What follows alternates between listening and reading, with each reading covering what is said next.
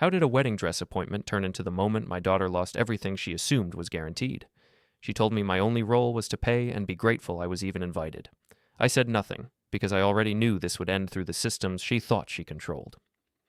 Before we go any further, take a second to subscribe, hit the hype button, and like the video. It really helps the channel grow. And tell us in the comments, what would you do in this situation? The bridal salon smelled like expensive perfume and fresh roses. Everything was white marble and gold trim, the kind of place where they don't put prices on anything because if you have to ask, you probably shouldn't be there. Natalie stood on a raised platform in front of 3 full-length mirrors, turning slowly in a dress that caught the light like something out of a fairy tale. The fabric shimmered when she moved, layers of silk and lace flowing down to the floor in a perfect cascade. My daughter looked beautiful. I won't take that away from her. Marianne sat beside me on a velvet couch, her hands folded in her lap, smiling that nervous smile she'd perfected over the years, the kind that said she was happy but also bracing for something. The sales associate, a woman in her 30s with perfect posture and a clipboard, hovered nearby with the practiced patience of someone who dealt with wealthy clients every day. "This is the one," Natalie said. Not a question, a declaration. She turned again, watching herself from every angle. The dress fit her perfectly, like it had been designed specifically for her body. Maybe it had been. I didn't know how these things worked. "It's stunning," Marianne said softly.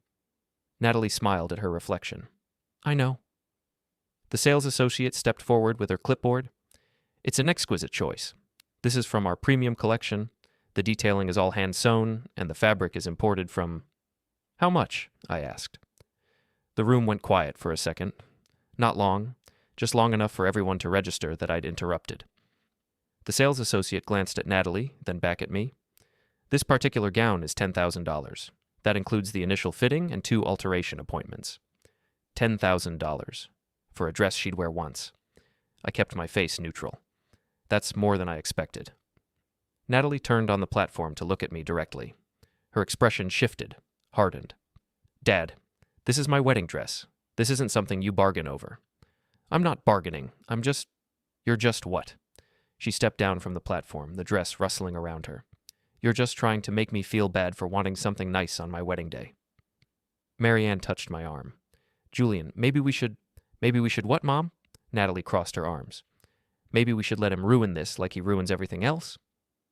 The sales associate took a small step back, suddenly very interested in her clipboard. I stayed seated, kept my voice calm. "I'm not trying to ruin anything, Natalie. I'm asking a question about the price. Your job," she said, her voice sharp and clear, "is to pay for it and be grateful you're even invited to my wedding. That's it? That's your only role here." The words landed like a slap. Marianne's hand tightened on my arm. "Natalie, that's not what, Mom? Not true?" Natalie looked between us. "He shows up in his work clothes half the time. He embarrasses me in front of Ethan's family, and now he wants to nickel and dime me over my wedding dress. I'm doing him a favor by letting him be part of this." The sales associate was staring at the floor now. I could feel Marianne shrinking beside me, pulling into herself the way she always did when conflict started. I looked at my daughter, really looked at her. This wasn't a moment of bridezilla stress or wedding jitters.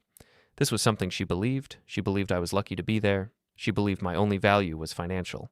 She believed I had no right to question anything, and she said it in front of strangers without hesitation. "All right," I said quietly. Natalie blinked. "All right, what?" "All right, we'll get the dress." Her expression shifted to satisfaction. "Good. Thank you." She turned back to the mirrors, admiring herself again, crisis averted. The sales associate moved forward with visible relief, ready to start processing everything. I noticed the invoice she was preparing. At the top, in neat handwriting, it already said, "Family account, Kepler." Not my name, not even a request, just an assumption that I would pay. I stood up slowly. "I need to use the restroom."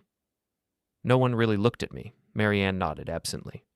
Natalie was back on the platform, studying the way the dress moved when she turned. I walked past the sales desk, past the racks of white dresses that all cost more than most people's monthly rent, and out into the hallway. Found the bathroom, went inside and locked the door. I stood there looking at myself in the mirror. 52 years old, gray starting at my temples, hands calloused from 30 years of auto body work. I owned my own shop, did good work, made decent money, not rich, not poor. Solid middle class with some savings and a paid-off mortgage. I'd raised Natalie, paid for her college. helped her get her first apartment, covered her car insurance longer than I probably should have, and somewhere along the way, I'd become nothing more than a wallet to her. When had it happened? I couldn't pinpoint the exact moment. It had been gradual, like rust. You don't see it forming, but one day you notice the metal underneath is eaten away. I washed my hands, dried them, and went back out. They were processing the dress. Natalie had changed back into her regular clothes, chatting with the sales associate about alteration schedules. Marianne was gathering her purse. "All set?" I asked. "All set," Natalie said, not looking at me. "They'll call in 2 weeks for the first fitting." We walked out to the parking lot. The sun was bright, almost harsh after the soft lighting inside.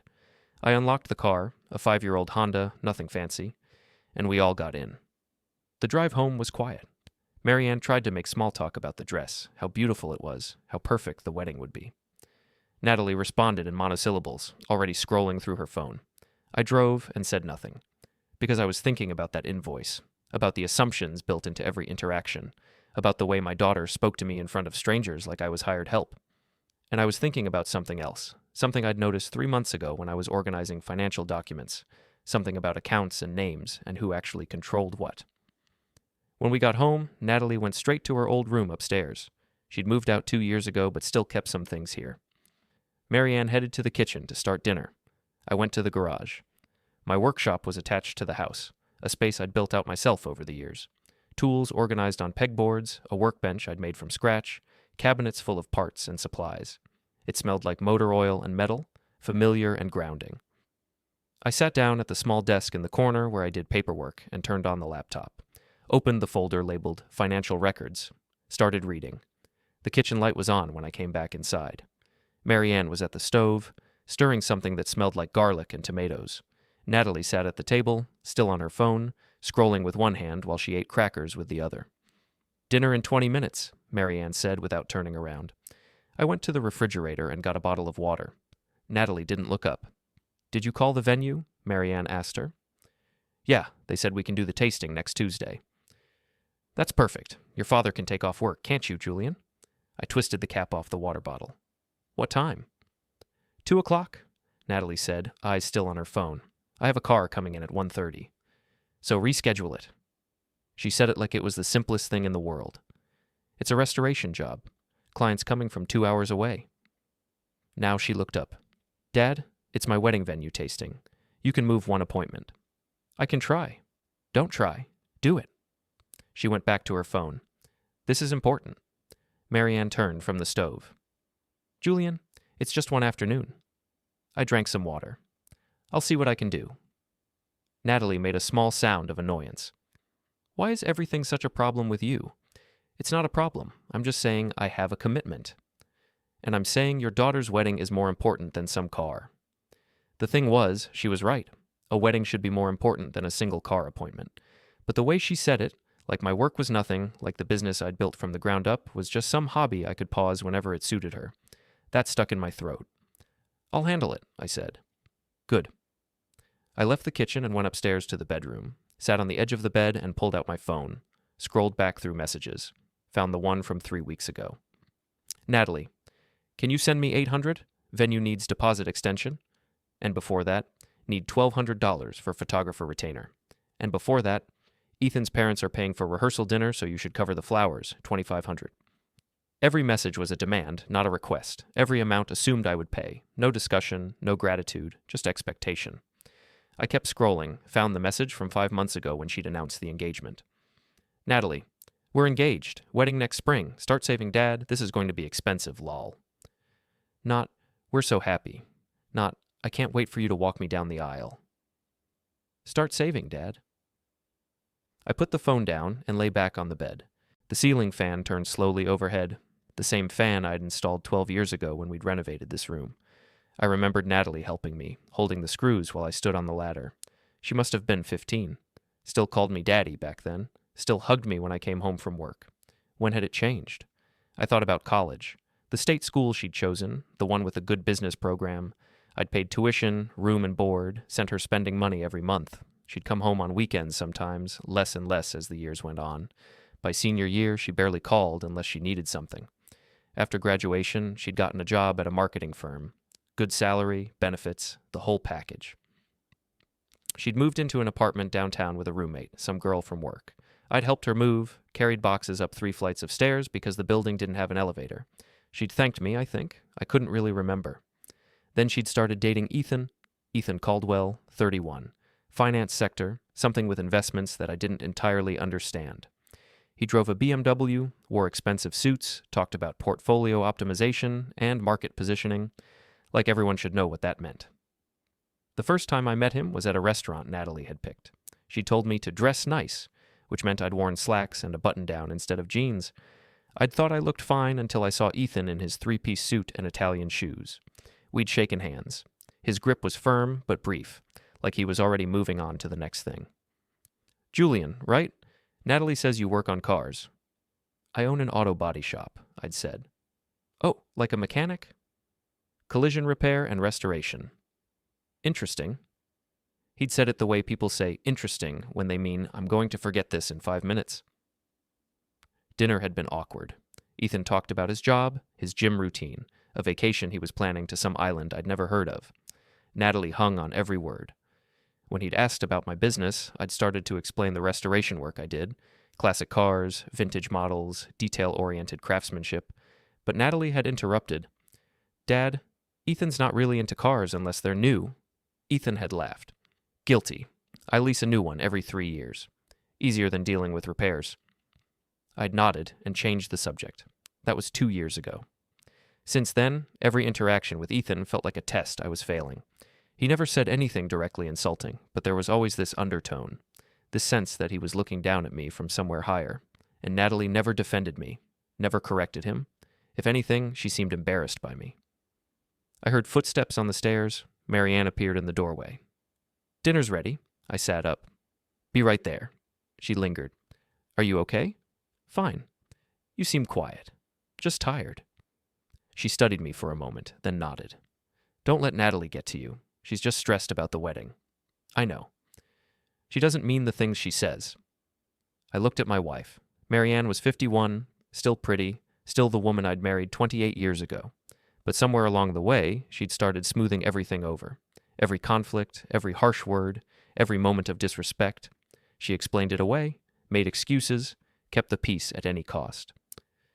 "Maybe she does mean it," I said quietly. Marianne's expression tightened. "Julian, I'm just saying, maybe we should take her at her word. She's our daughter." "I know who she is?" We looked at each other.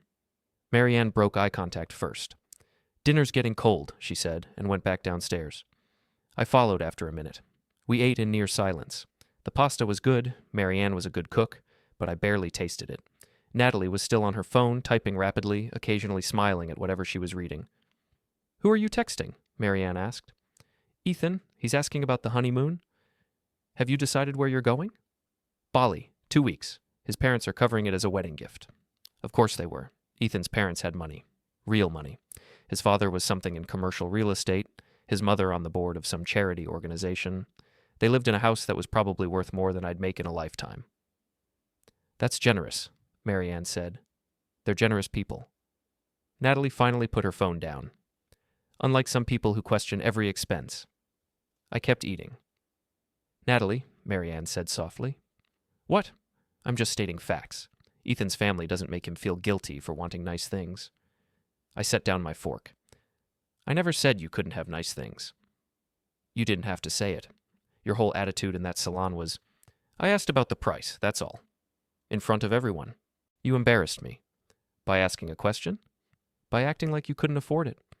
$10,000 is a lot of money, Natalie. Not for a wedding dress, it's not. That's normal. That's what people pay." "What people?" "People who care about quality. People who understand that some things are worth the investment." I picked up my fork again. "All right. Don't do that." "Do what?" "That thing where you just say, 'all right,' to shut down the conversation. It's so passive-aggressive." Marianne was staring at her plate, pushing pasta around with her fork. I took a breath. "What do you want me to say, Natalie?" "I want you to stop acting like I'm some kind of spoiled brat for wanting a nice wedding." "I never said you were spoiled." "You think it, though. I can tell. You're making assumptions." "Am I?" She leaned forward. "You've been weird about this wedding from the start. Every time I mention something we're planning, you get this look on your face." "What look?" Like you disapprove, like you think we're wasting money. I've never said that. You don't have to say it. We stared at each other across the table. Marianne cleared her throat. Maybe we should just enjoy dinner and... I'm done. Natalie stood up, grabbing her plate. I'm going upstairs. She left without waiting for a response. We heard her footsteps on the stairs, then the door to her old room closing.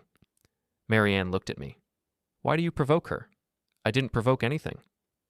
You know she's sensitive about money right now. She's sensitive about money? I almost laughed. She just spent $10,000 on a dress. It's her wedding, Julian. I know it's her wedding, but that doesn't mean... It doesn't mean what? That she gets to have what she wants? It means she could show some appreciation, some respect. Marianne stood up, gathering dishes. She's 27 years old. She's planning a wedding. It's stressful. Can you please just try to be supportive? I am being supportive. Are you? She carried the dishes to the sink and started washing them, her back to me. I sat there alone at the table, looking at the empty chair where Natalie had been sitting. After a while, I got up and went back to the garage. The shop was quiet when I arrived at 7 the next morning. I liked it this way. The hour before the crew showed up, before the noise and the work and the constant problem-solving. Just me and the space and the smell of paint and metal. I made coffee in the small break room and carried it to my office. The office was nothing fancy, just a converted storage room with a desk, a filing cabinet, and a window that looked out onto the main floor. I could see the lifts, the paint booth, the organized chaos of tools and parts. I'd bought this building 15 years ago. It was a wreck back then. Old garage that had been abandoned for years, roof leaking, foundation cracked. Everyone said I was crazy. Too much work, too much money, too risky. But I'd seen the potential. Good location, solid bones, enough space to do it right. So I'd taken out a loan, spent nights and weekends fixing it up, hired good people, built a reputation for quality work. Now we had steady business, loyal customers, enough profit that I could pay everyone well and still take home a decent salary. I was proud of this place. It represented something. Proof that I wasn't just some guy who worked on cars. I'd built something real. I sat down at my desk and opened the bottom drawer. Pulled out the folder I'd been looking at last night. Financial records, bank statements, account agreements. 3 months ago, I'd been organizing paperwork for tax season when I'd noticed something odd. An account I didn't recognize, listed under my social security number but with a name I hadn't set up. Kepler Family Trust account. I'd called the bank, talked to Laura Finch, my relationship manager for the past 10 years, asked her about it. She'd pulled up the records. Oh, yes, this was opened about 4 years ago. You came in with your daughter to set it up for college expenses and future family needs. I'd remembered the conversation vaguely. Natalie had been a senior in college. She'd said something about how it would be easier to manage certain expenses if there was a dedicated account. Marianne had thought it made sense. I'd gone along with it. But looking at the statements now, I saw a pattern. Deposits from my main account, regular transfers, always labeled family expenses or future planning. Withdrawals by Natalie, always just under the threshold that would require my signature. The current balance was low. Not empty, but much lower than it should have been based on what I'd been putting in. I'd started checking other things, credit cards I'd co-signed on temporarily, auto insurance policies where I was listed as primary but she was the main driver, utility accounts for her apartment that somehow still came to my email. Little things, legal things, but all designed the same way, to give her access while keeping me responsible. I'd never really looked at it all together before, never added it up. It was just what you did for your kids, right? You helped them get started, you supported them, but Natalie wasn't starting anymore. She had a good job, a fiancé with money. She didn't need my support, she just expected it. I heard the bay door open. Tommy, my lead tech, arriving right on time. He waved through the office window and I waved back. My phone buzzed. Text from Marianne. Natalie wants to know if you'll cover the cake. $3,500. Baker needs answer today. $3,500 for a cake. I stared at the message. Thought about typing no. Instead, I typed, "Let me check some things first." The response came immediately. "She needs to know today, Julian." I put the phone face down on the desk.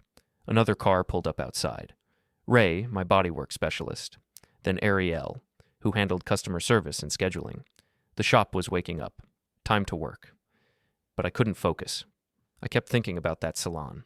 About Natalie's face when she'd said I should be grateful to be invited. About the way Marianne had just sat there, saying nothing. About the fact that my own daughter saw me as nothing more than a funding source. I opened my laptop and pulled up my calendar. Found the appointment scheduled for next week. Monthly review with accountant. I sent an email moving it up to today if possible. The response came back within 20 minutes.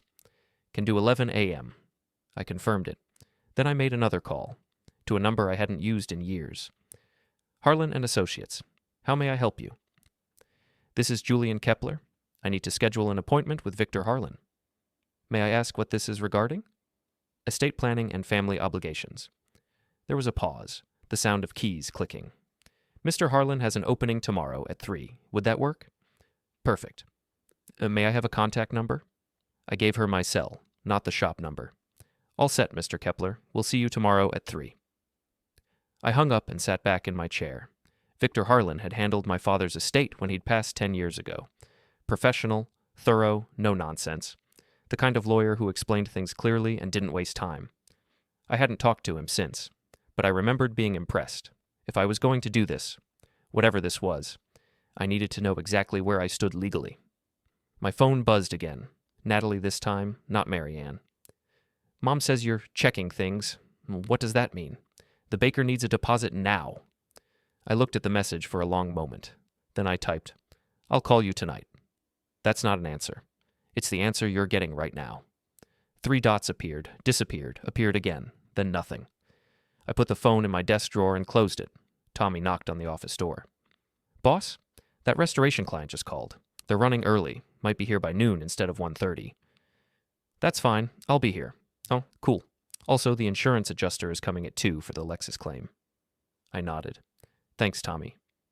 He left, and I turned back to my laptop, pulled up the bank website, logged into the main account, looked at the balance. Comfortable, not extravagant, the result of years of careful saving and smart budgeting. Enough to pay for Natalie's wedding, technically.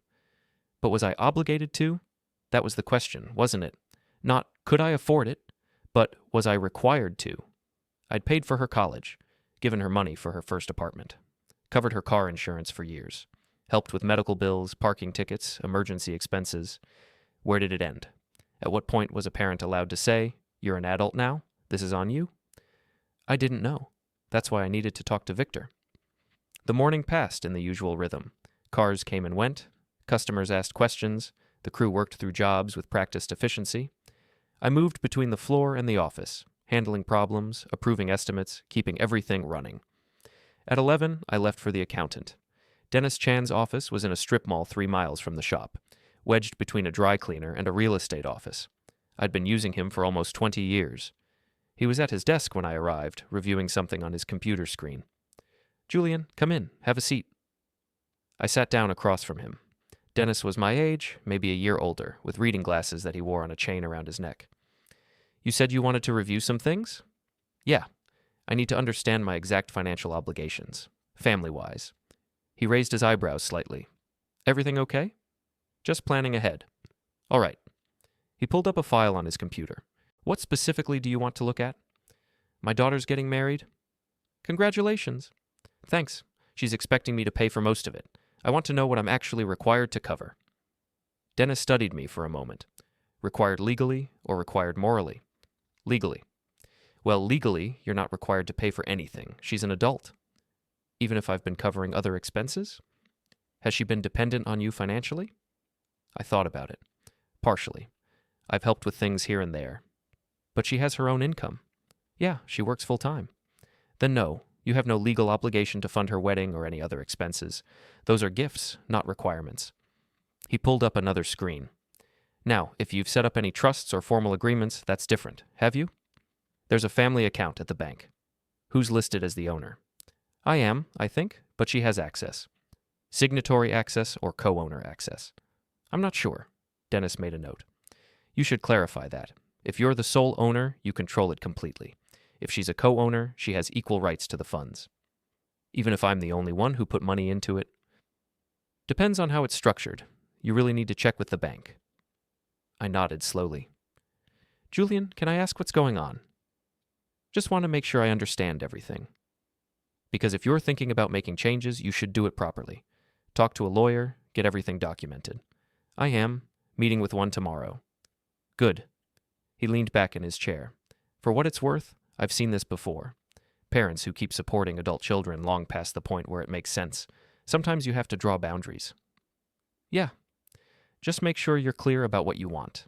Half measures don't work in these situations. We spent another 20 minutes going over accounts, tax implications, potential structures. By the time I left, I had a clearer picture. I wasn't obligated to pay for anything. Anything I did pay was voluntary. And depending on how the accounts were set up, I could potentially restrict access or close them entirely. I drove back to the shop thinking about what Dennis had said. Half measures don't work. Either I kept doing what I'd been doing, paying for everything, accepting the disrespect, being the wallet Natalie expected me to be, or I changed the dynamic completely. There was no middle ground. Victor Harlan's office was in a brick building downtown, the kind of place that looked dignified without trying. Dark wood, leather chairs, law books lining the walls. His secretary led me to a conference room and offered coffee, which I accepted. Victor came in a few minutes later. Late 50s, gray hair, sharp eyes behind rimless glasses. He shook my hand with a firm grip. Julian, it's been a while. About 10 years? That's right. Your father's estate? He sat down across from me. I was sorry for your loss. Thank you. So, what brings you in today? I took a breath. I need to understand my legal obligations to my adult daughter. He pulled out a legal pad and pen. Go on. I explained the situation, the wedding expenses, the assumptions, the way Natalie spoke to me, the accounts I'd discovered, the pattern of expectation without gratitude. Victor took notes, asked clarifying questions, didn't interrupt. When I finished, he set down his pen and leaned back. All right, let's start with the basics. Your daughter is 27, employed, fully independent legally. Is that correct? Yes. And you want to know what you're required to provide for her wedding. And in general. In general, nothing. She's an adult. You have zero legal obligation to support her in any way. Even though I've been helping with expenses? Even then, those were gifts. Voluntary support. Unless you signed a contract promising continued support, you can stop at any time. He flipped through his notes. Now, these accounts you mentioned. The family trust account. Do you have documentation? I pulled out the folder I'd brought. Bank statements, account agreements. He reviewed them carefully. Okay, this account is in your name. She has signatory access, but not ownership rights. That means you can revoke her access whenever you want. Just like that? You'll need to go to the bank, fill out some forms, but yes, it's your account. What about the credit cards? You're listed as primary, same situation. You can cancel them or remove her as an authorized user. He made more notes. Julian, I have to ask, what exactly are you planning to do? I don't know yet. I just want to understand my options. Fair enough. Let me lay them out for you. He flipped to a clean page. Option 1. Continue as you have been. Pay for the wedding, keep supporting her financially, maintain the status quo. That doesn't feel like an option anymore. Then option 2.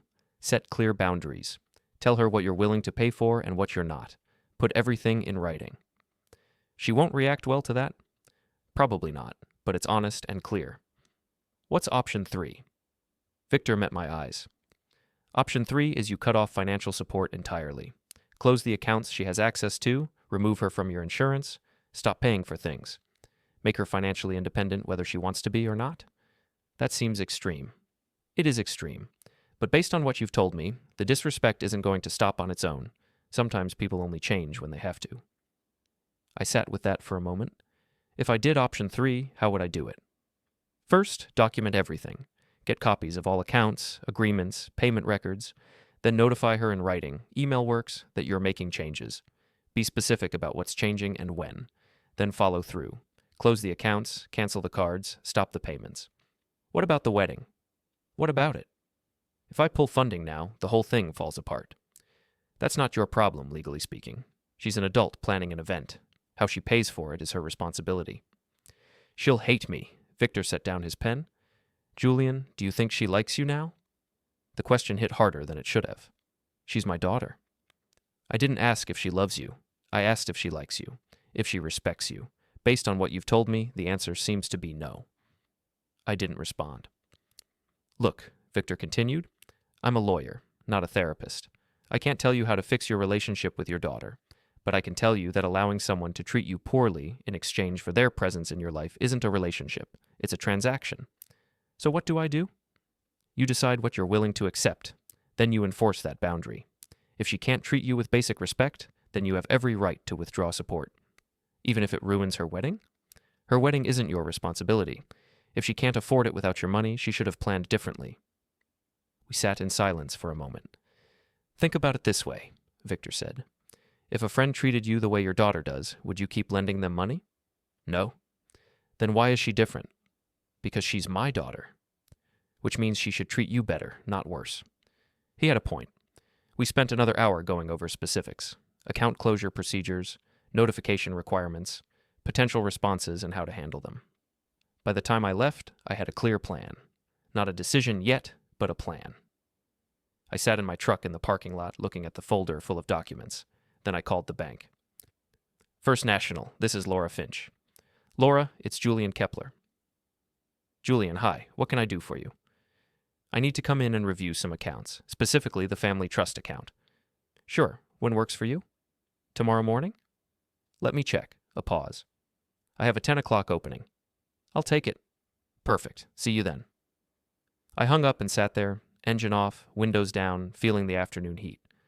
My phone buzzed. Natalie. Dad, seriously, I need an answer about the cake. Baker is going to give our spot to someone else.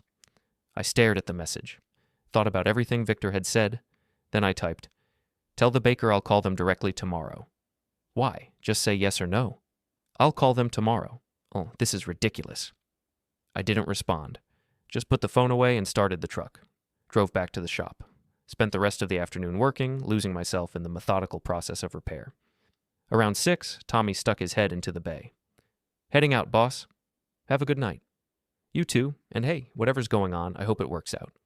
I looked at him. That obvious? You've been distracted all week, but you'll figure it out. You always do. He left, and I went back to work.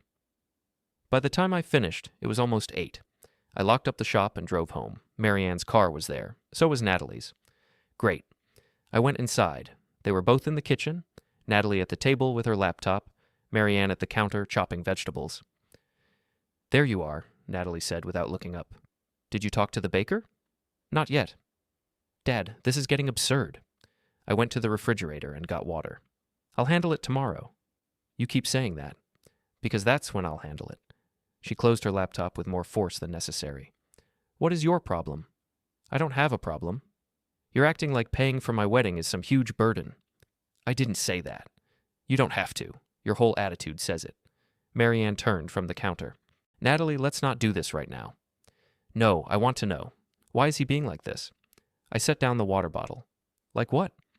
Difficult, evasive, like you don't want to be involved. I'm involved. I'm just not jumping the second you say jump. That's not what I'm asking you to do. Isn't it?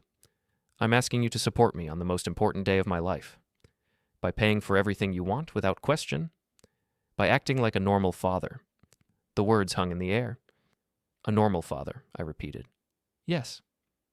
What does that mean exactly? It means being excited for me, being helpful, not making everything about money. I'm not making it about money. You are. Every conversation we've had about this wedding has involved you asking me to pay for something. Because you're my father. That's what fathers do. Is it? Yes. I looked at Marianne. She was staring at the cutting board, not meeting anyone's eyes. What do mothers do? I asked. Marianne finally looked up. Julian. No, I'm genuinely curious. If fathers are supposed to pay for everything and be grateful they're invited, what's the mother's role? That's not what I said, Natalie cut in. You said I should be grateful I'm invited. At the salon, in front of the staff. I was frustrated. You meant it. So what if I did? You were embarrassing me.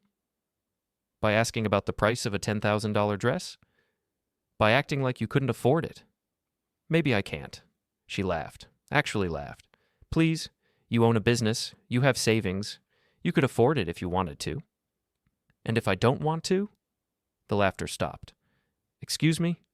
What if I decide not to pay for the dress, or the cake, or any of it? Natalie stood up. You're joking. I'm asking a hypothetical question. You wouldn't do that. Why not? Because I'm your daughter. And that means you support me. Does it mean you respect me? She blinked. What? Do you respect me, Natalie? Of course I do. Really? Because the way you talk to me suggests otherwise. Marianne moved toward us. Okay, let's everyone calm down. I am calm, I said. I'm just asking my daughter if she respects me. Natalie crossed her arms. I respect you. Prove it. How? Have a conversation with me that doesn't involve asking for money. That's not fair. Why not? Because we're planning a wedding.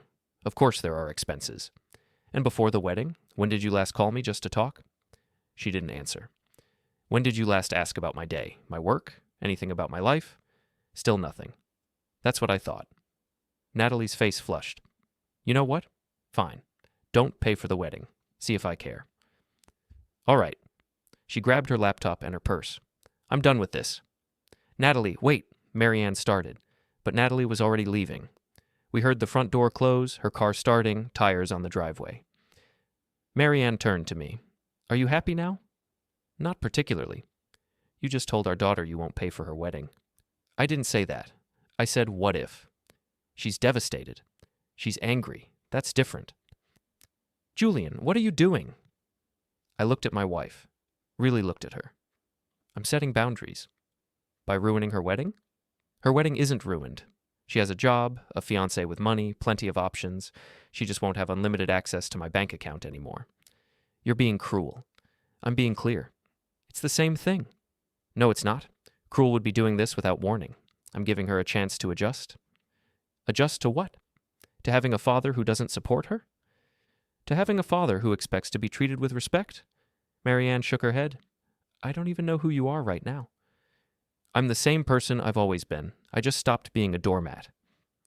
She turned back to the counter, picked up the knife, set it down again. I need some air. She went outside. I heard the back door close. I stood alone in the kitchen, surrounded by the smell of half-prepared dinner and the silence of an empty house. My phone buzzed. Text from Natalie. I can't believe you. After everything I've done for you. I stared at that message. Everything she'd done for me. I almost laughed. Instead, I deleted the message and put my phone away.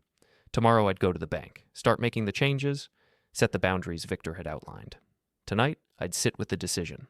Because once I started this, there was no going back. Laura Finch's office at the bank was small but professional. She pulled up my accounts on her computer and turned the screen so I could see. Okay, so this is the family trust account. Oh, you're listed as the sole owner. Your daughter, Natalie, has signatory access, which means she can make withdrawals and deposits, but doesn't own the account itself. Can I revoke that access? Absolutely. You just need to fill out this form. She pulled a document from a folder. We'd need your signature and a valid ID. The change takes effect within 24 hours. I looked at the form. Simple, straightforward. Just a signature, and it was done. What happens to her debit card linked to this account? It would be deactivated once the access is revoked. And if she tries to use it, the transaction would be declined. I nodded slowly. What about notifications? Would she know immediately? She'd find out when the card stops working. We don't send a specific notification for access changes. Okay. Laura studied me for a moment. Julian, is everything all right? Fine. Just reorganizing some things. If you don't mind me saying, this is pretty unusual. Most people add signatories. They don't remove them. Things change. They do. She clicked through a few more screens. Is there anything else you'd like to review? The credit cards where she's an authorized user. Can I remove her from those? Yes, but those are through the credit card company, not us. You'd need to call them directly. Can you give me the numbers? She printed out a list. 3 cards. I'd forgotten there were that many. Thank you, Laura. Of course. She handed me the form. Do you want to process this now? I looked at the paper. All it needed was my signature. One signature, and Natalie would lose access to thousands of dollars she thought were hers to use. I picked up the pen. Signed, dated, slid it back across the desk. All set, Laura said. The change will be processed by end of business today. Appreciate it. I left the bank and sat in my truck, looking at the list of credit card numbers. Then I started making calls. The first 2 companies made it easy.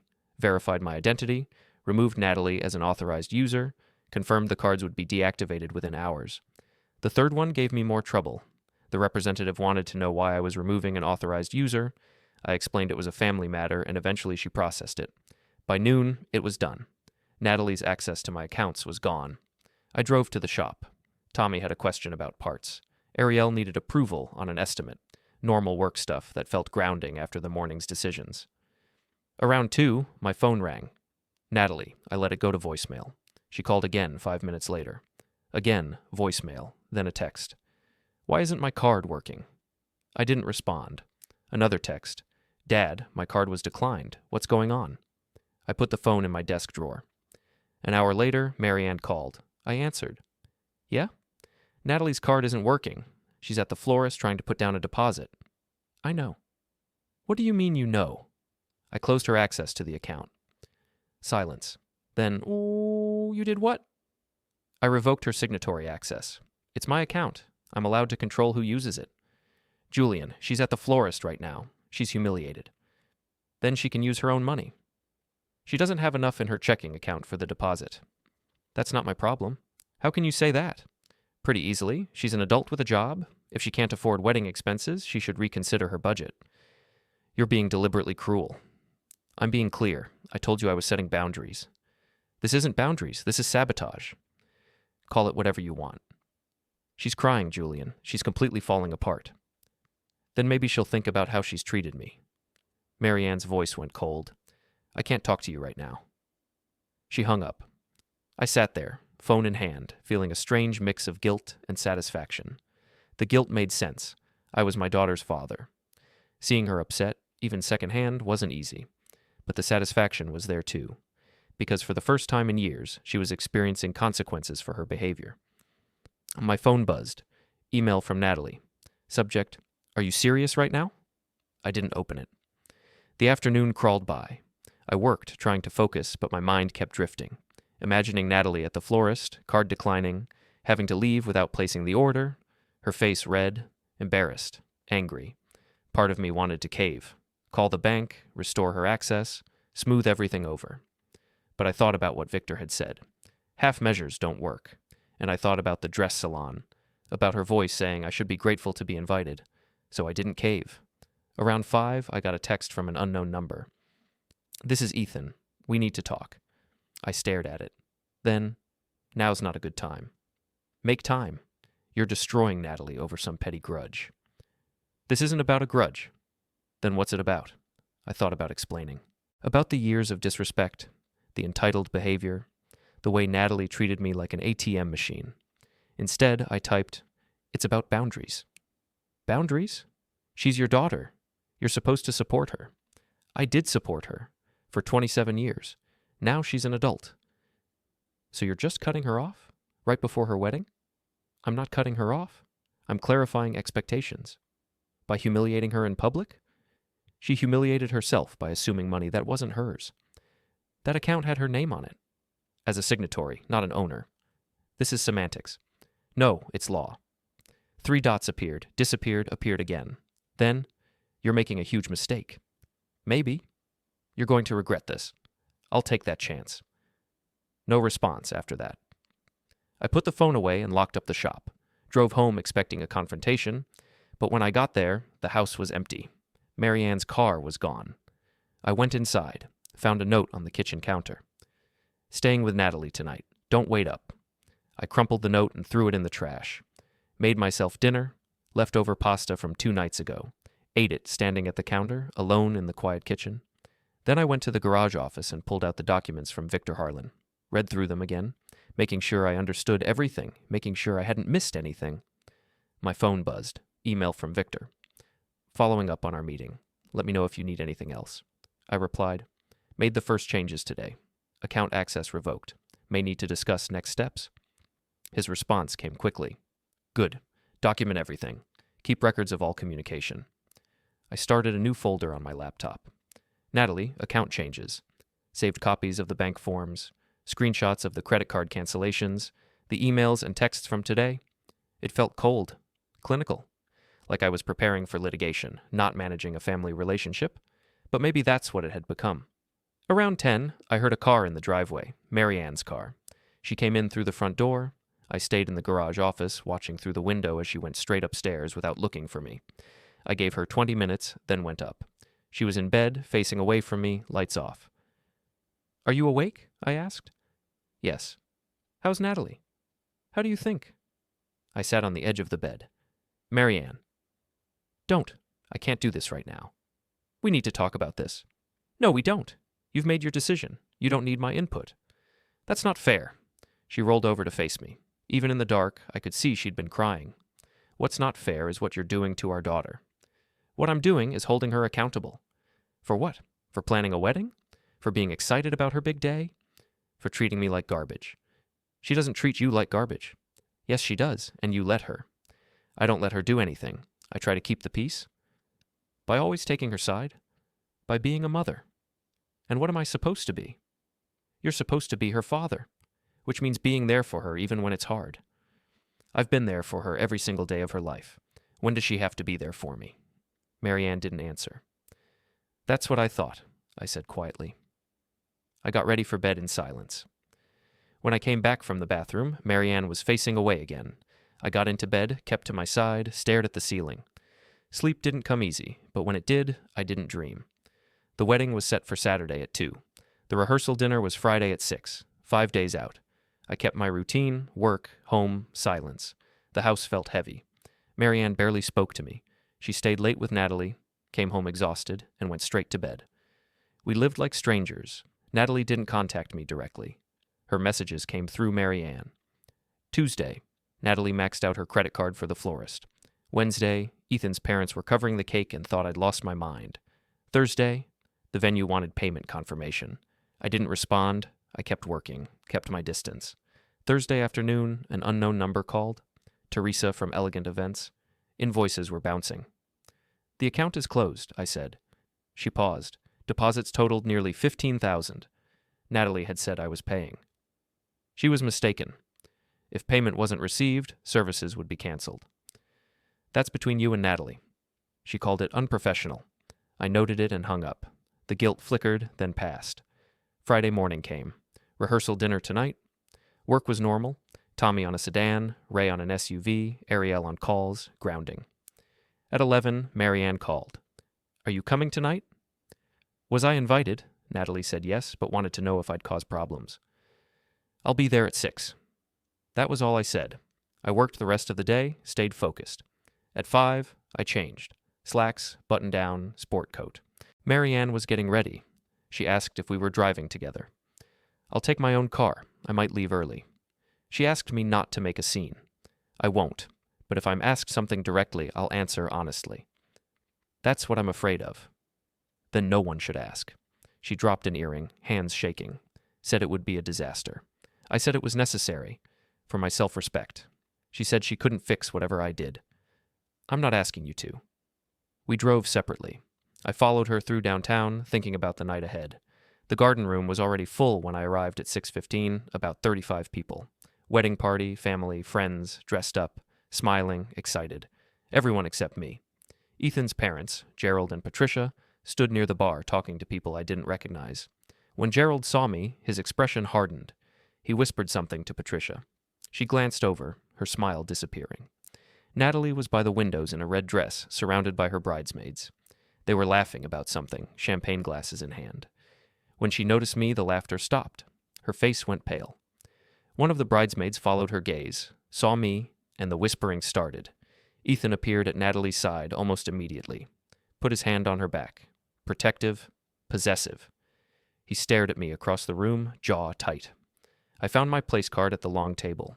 Between Marianne and Uncle Robert, Marianne's brother, who I saw maybe once a year at Christmas.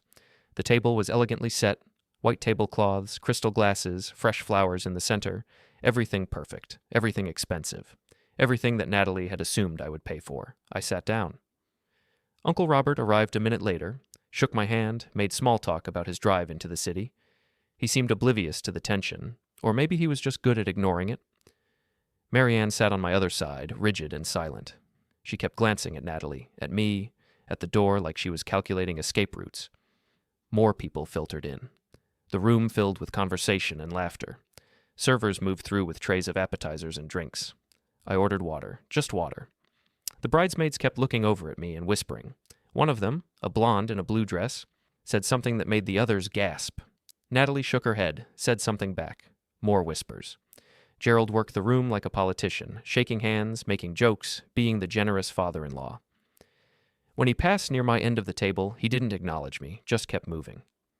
At 6:30, someone clinked a glass. The room quieted. "If everyone could take their seats," one of the groomsmen announced. "We're about to start dinner." People found their place cards and settled in. The noise level dropped to a murmur. Servers began bringing out the first course, some kind of salad with pears and walnuts. Natalie and Ethan sat at the head of the table, positioned so they could see everyone. Natalie's eyes kept darting to me, then away. Ethan stared at his plate, one hand gripping his fork too tightly. Gerald stood up with his wine glass. The room went completely silent. "Good evening, everyone. Patricia and I are so thrilled to have you all here tonight." His voice was smooth, practiced, the voice of someone used to giving speeches. "Tomorrow is a very special day. Our son Ethan is marrying a remarkable young woman, and we couldn't be happier." Applause rippled around the table. Natalie smiled, but it didn't reach her eyes. "Planning a wedding is no small feat," Gerald continued. "It takes time, energy, and yes, financial investment. Patricia and I have been honored to contribute to making Natalie and Ethan's vision a reality." He paused, looking directly at me when he said the next part. "Because that's what family does. We support each other. We show up for each other. We put aside our own concerns to make sure the people we love have what they need." Several people nodded in agreement. I saw one of Natalie's aunts dab at her eyes. "We've been fortunate to be able to help where help was needed," Gerald went on, "to step in when others stepped back, to ensure that this beautiful celebration could happen despite challenges." The implication hung in the air like smoke. "So tonight, I want to toast to family, to the ones who stand by us in difficult times, to the ones who are always there when it counts, to the people who understand what commitment really means." He raised his glass high. Everyone else did the same, except me. I sat there, water glass on the table, hands in my lap. The silence spread like ice across a pond. People noticed, lowered their glasses slightly, looked at me, then at Gerald, then at each other. Marianne's hand found my arm under the table, squeezed hard, a warning. Gerald's smile tightened. "To family," he said again, more forcefully. "To family," everyone echoed. They drank. I didn't move. Gerald sat down. Conversation resumed, but quieter now, more cautious. People kept glancing at me. The first course was cleared. The main course arrived, chicken with roasted vegetables, exactly what I'd expected. Expensive, but safe. The kind of meal you serve when you want to impress without taking risks.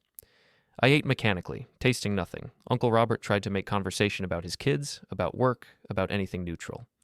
I responded in monosyllables. Marianne didn't eat, just pushed food around her plate, her breathing shallow.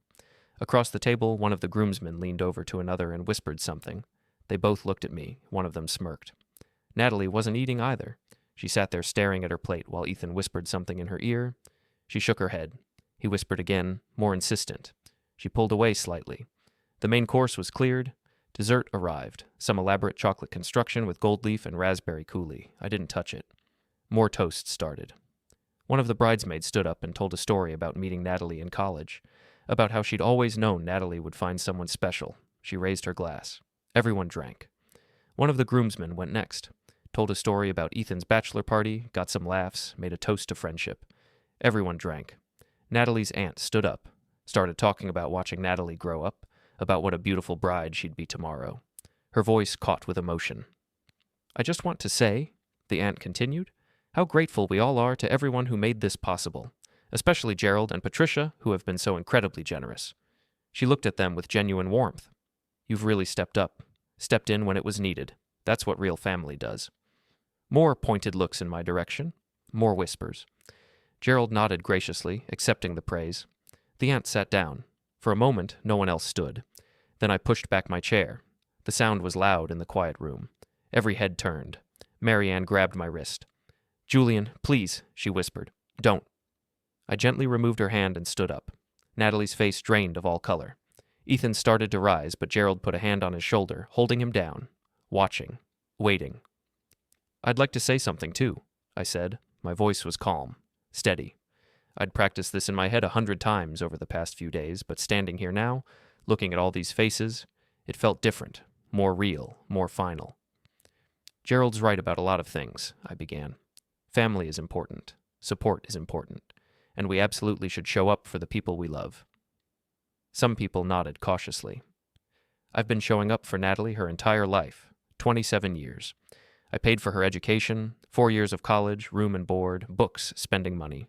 I helped with her first apartment, covered her car insurance for years after she should have been paying it herself, helped with medical bills, parking tickets, emergency expenses. I looked around the table. People were listening now, really listening. I was happy to do all of that. That's what fathers do. We support our children. We help them get started in life. We give them the tools they need to become independent, functioning adults.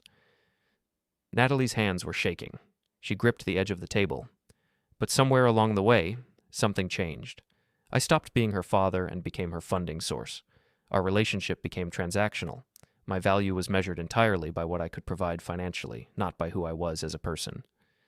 Dad. Natalie's voice was barely a whisper. I held up my hand. I'm not finished. She went silent. Tears were already forming in her eyes. 3 weeks ago, we went to a bridal salon. Natalie found a dress she loved. Beautiful dress. $10,000. When I asked about the price, not said no, not refused, just asked about it. Do you know what she said to me? No one answered. The room was completely still. She said, and I quote, "Your job is to pay for it and be grateful you're even invited to my wedding. That's it. That's your only role here." Gasps around the table. One of the bridesmaids put her hand over her mouth. Natalie's aunt looked shocked. She said this in front of the sales staff, in front of her mother, without hesitation, like it was an obvious, undeniable fact. Natalie was crying now, tears streaming down her face. I was stressed. "You were honest," I said. "Maybe more honest than you meant to be. But you said what you actually believed, that I should be grateful to be included in your life, that my only value was paying for things." Ethan stood up. "That's enough." "Sit down," Gerald said quietly, pulling him back. I continued. That moment made me realize something. I'd spent 27 years building a relationship with my daughter, but at some point, she'd stopped seeing me as a person. I was just a wallet, an ATM machine, a resource to be tapped whenever she wanted something. "That's not true," Natalie sobbed. "Isn't it?" "Then tell me, Natalie, when's the last time you called me just to talk? When's the last time you asked about my life, my work, anything about me that didn't involve what I could do for you?" She opened her mouth, closed it. No answer. "When's the last time you showed any interest in me as a human being rather than a funding source?" Silence. "Exactly," I said. "You can't remember, because it's been years, maybe longer." I looked around the table again. Some people were staring at their plates. Others were watching with uncomfortable fascination. Gerald's face was red. Patricia was crying quietly. "So, I made some decisions," I continued. "I closed the bank accounts that Natalie had access to, accounts that were in my name, that I owned, but that she treated as her own personal funds. I removed her as an authorized user on my credit cards. I stopped making payments for wedding expenses that she'd assumed I would cover." "You did what?" one of the bridesmaids blurted out. "I took back control of my own finances. I stopped letting my adult daughter treat my money as her money." "But she's your daughter," Natalie's aunt said. "You're supposed to support her." "I did support her, for 27 years, but she's not a child anymore. She has a good job, a fiancé with money." I gestured at Ethan. "She's perfectly capable of supporting herself. She just doesn't want to." "This is insane," one of the groomsmen muttered. "Is it?" I turned to face him. "If your father treated you the way Natalie treats me, would you think he was obligated to keep funding your lifestyle?" The groomsman didn't answer. "I didn't think so." I turned back to Natalie. She was sobbing openly now, makeup running down her face. Ethan had his arm around her, glaring at me with pure hatred. "I love you, Natalie," I said. "I always have. I always will. But love doesn't mean accepting disrespect. It doesn't mean letting someone treat you poorly just because they're family." "You're ruining everything," she cried. "How can you do this to me?" "I'm not doing anything to you. I'm setting a boundary. There's a difference. It's the night before my wedding." "I know, and I wish it didn't have to be this way. I wish you'd learned to treat me with respect years ago, but you didn't, so here we are." Gerald stood up, face purple with rage. "This is completely inappropriate. You need to leave." "I agree," I said calmly. "I am leaving. But first, I want everyone here to understand something." I looked around the table one more time, saw the shock, the judgment, the confusion on all their faces. I'm not the villain here. I'm a father who spent 27 years supporting his daughter, only to have her tell me I should be grateful to be part of her life. I'm someone who finally said enough, who finally demanded basic respect. "Respect?" Natalie choked out. You're humiliating me in front of everyone I care about. No, Natalie, you humiliated yourself by treating me the way you did, by assuming I would always be there no matter how poorly you treated me, by taking me completely for granted. I picked up my water glass and raised it. Here's my toast. To boundaries, to self-respect, to the idea that parents are people too, deserving of dignity and consideration, to the hope that someday my daughter will understand that. I drank the water, set the glass down. Gerald's right. I should leave. But before I go, I want to say one more thing. Every eye was on me. The room was so quiet I could hear my own heartbeat. Natalie, I hope you have a beautiful wedding tomorrow. I genuinely do. I hope it's everything you dreamed of.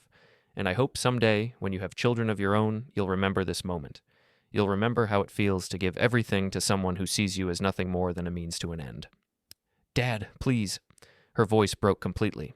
I'm done being treated this way. When you're ready to have a real relationship, one based on mutual respect, not financial transactions, I'll be here. But until then, this is goodbye. I turned to leave. Chaos erupted. Multiple people started talking at once. Natalie was sobbing hysterically. Ethan was on his feet shouting something. Gerald was demanding security. Patricia was trying to calm everyone down. Marianne had her head in her hands. The bridesmaids clustered around Natalie. One of them shot me a look of pure hatred. How could you? She screamed. What kind of father does this? I didn't answer, just walked toward the exit. Gerald blocked my path. You son of a... Move, I said quietly. Do you have any idea what you've just done? You've destroyed her. I've held her accountable. There's a difference. She's going to remember this forever. Her father abandoning her the night before her wedding. Good. Maybe she'll also remember why. He grabbed my arm. You're making the biggest mistake of your life. I looked down at his hand on my arm, then back up at his face. Let go of me. Something in my voice made him let go. I walked past him, past the staring faces, past my daughter's sobbing. In the hallway, a few diners from the main restaurant watched, drawn by the noise. I moved through them, down the stairs, and out into the parking lot. The night air was cool. Shouting carried from inside. Natalie's voice, high and hysterical. I got into my truck and sat there with the engine running. My hands shook as the adrenaline faded, leaving a hollow weight in my chest.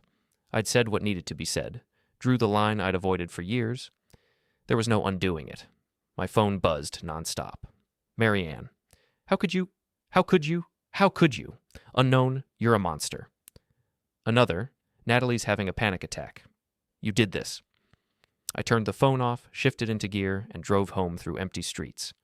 The house was dark. I turned on the kitchen light and stood alone in the silence. It was over. The confrontation, the truth, the final boundary. The bridge was burned, completely, publicly, and for good.